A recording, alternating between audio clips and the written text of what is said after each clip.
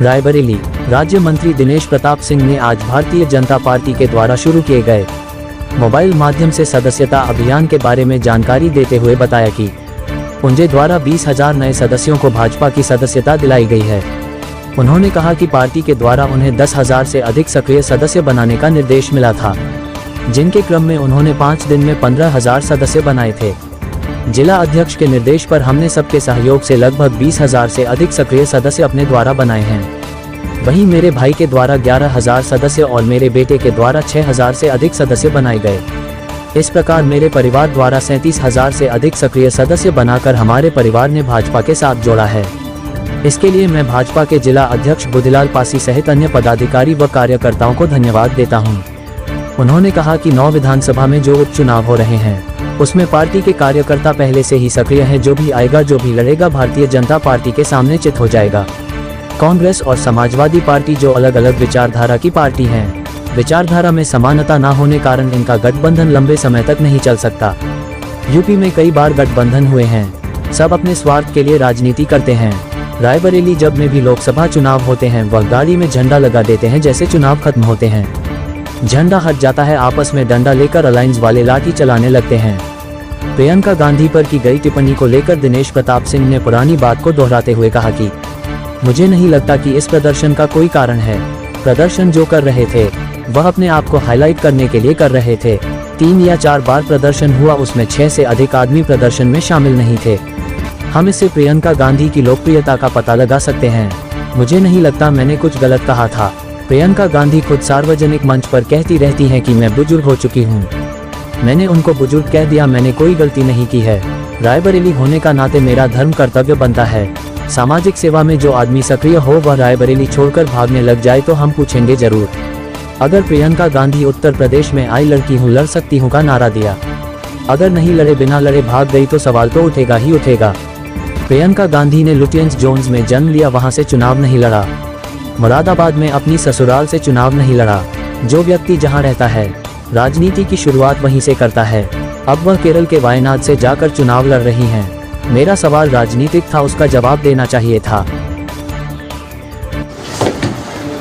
मैं खुशनसीब हूँ कि दुनिया की सबसे बड़ी पार्टी का सक्रिय सदस्य आज मुझे भारतीय जनता पार्टी के यशस्वी जिलाध्यक्ष श्री बुद्धिलाल पासी जी ने अपने नगर अध्यक्ष अभिषेक वर्मा जी के साथ मुझे दिलाई।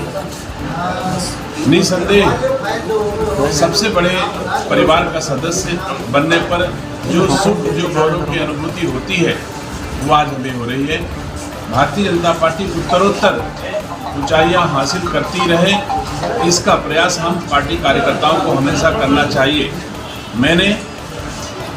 मुझे पार्टी के द्वारा 10,000 से अधिक सक्रिय 10,000 से अधिक सामान्य सदस्य बनाने का निर्देश मिला था, जिसके क्रम में मैंने केवल 5 दिन में 15,000 सदस्य लगभग बनाए थे। फिर जिलाध्यक्ष जी का निर्देश हुआ कि थोड़े और बढ़ाइए, तो इसको सबके सहयोग से लगभग 20,000 से अधिक सक्रिय सदस्य, 20,000 से अधिक सामान्य सदस्य मैंने अपने रेफरल कोड से बनाए।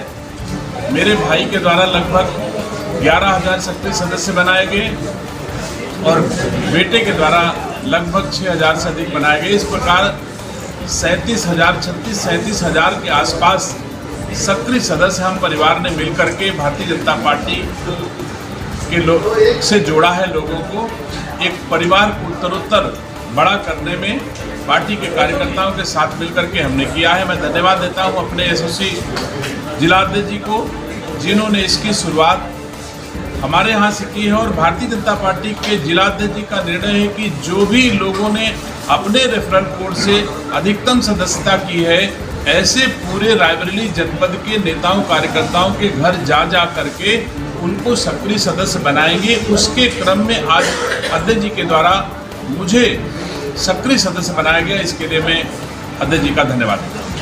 पहला क्वेश्चन है, उत्तर प्रदेश तो उसको किस नज़र से देख रहे हैं?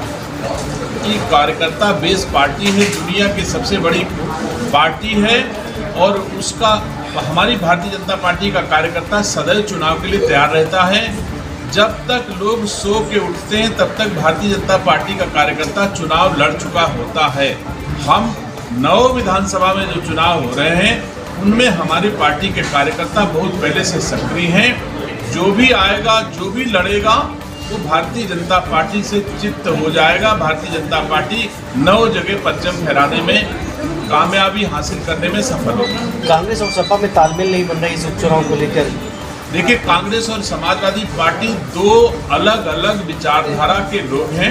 विचारधाराओं में समानता न होने के कारण इनका कभी भी गठबंधन लंबे अरसे तक नहीं चल सकता, क्योंकि उत्तर प्रदेश ने कई बार देखा है गठबंधन होते और गठबंधन बिखरते। सब अपने अपने स्वार्थ के लिए राजनीति करते हैं। जब तक हित होता है तब तक गठबंधन करते हैं, जैसे अहित होता है, जैसे हित नहीं होता है वैसे गठबंधन अलग हो जाता है। और इसका साक्षी रायबरेली सबसे ज़्यादा है। रायबरेली में जब भी लोकसभा के चुनाव होते हैं तब एक गाड़ी में 2, 3, 4 झंडे लगा दिए जाते हैं, और जैसे लोकसभा का चुनाव खत्म हो जाता है, विधानसभा का चुनाव हो जाता है, फिर झंडा हट जाते हैं। डंडा लेकर के हर पार्टी, जो अलायंस वाली इनकी पार्टियां हैं, वो सब एक दूसरे पर लाठी चलाने लगती हैं। ऐसा हमारी रायबरेली के लोगों ने बड़ी बखूबी देखा है। तो मैं मानता हूं कि गठबंधन लंबे अरसे तक चलने वाला नहीं है। अगर देखा जाए, भी हाल ही में आपने एक पोस्ट किया था प्रियंका गांधी वाड्रा को लेकर, उसको लेकर कांग्रेस कार्यकर्ताओं द्वारा जो है काफ़ी बवाल किया गया, हंगामा किया गया, प्रदर्शन किया जा रहा है उसको लेकर। मुझे नहीं लगता कि इस प्रदर्शन का कोई कारण है। प्रदर्शन जो कर रहे थे वो अपने को हाईलाइट करने के लिए कर रहे थे, और 3 बार प्रदर्शन मैंने सुना है सोशल मीडिया पे। तीनों बार में 6 आदमी से अधिक प्रदर्शन में शामिल नहीं हुए।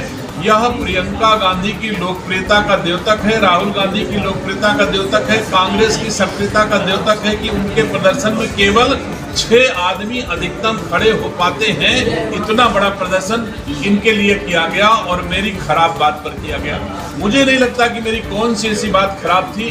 प्रियंका गांधी स्वयं सार्वजनिक मंचों से उन्होंने कहा है कि मैं अब बुजुर्ग हो चुकी हूँ, नौजवान लोग इसको देखें। ये अमेठी के मंच पे ही आपने सबने सुना है, और मैंने उनको बुजुर्ग कह दिया।